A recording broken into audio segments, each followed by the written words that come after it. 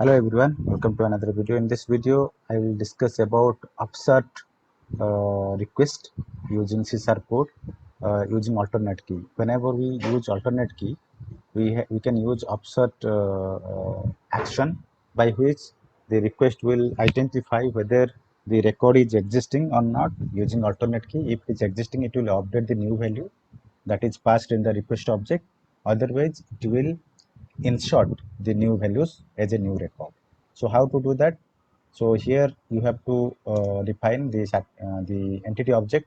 I have the certificate master entity. This is the entity where I have FBS name, uh, which is the attribute which is part of my alternate key. Here I am passing a value to check whether the name is exist or not. Let's say my value is this one, certificate 1. So I may copy this certificate 1. So use it here in my code. So what it will do, first it will check whether the record is existing with a name certificate 1. If it is existing, then it will just update the description as certificate of. Otherwise, if the record is not there whose name is certificate 1, it will create a new record. So first test with this certificate 1, which is an existing. I have a existing record, so I want to update the description. How to send?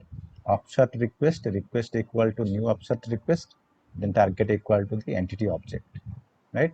So this will help update or insert.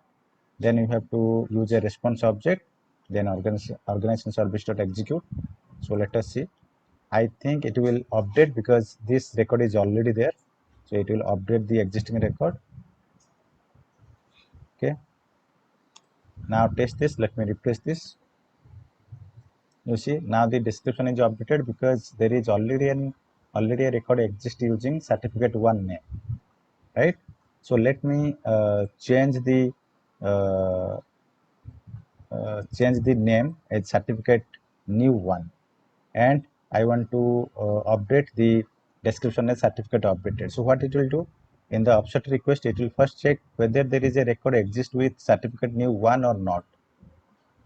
If the name with certificate new 1 is not exist, it will insert. So let us run this and see if it is working.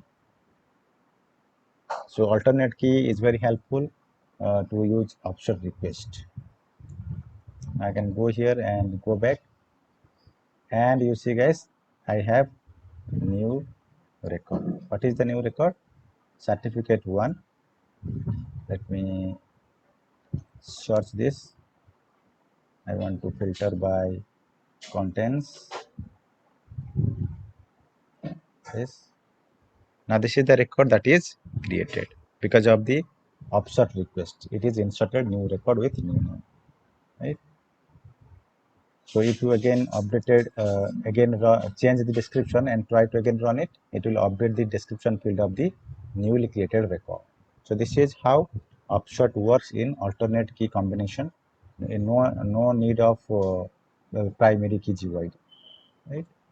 So I hope you understand how it works. Thanks guys.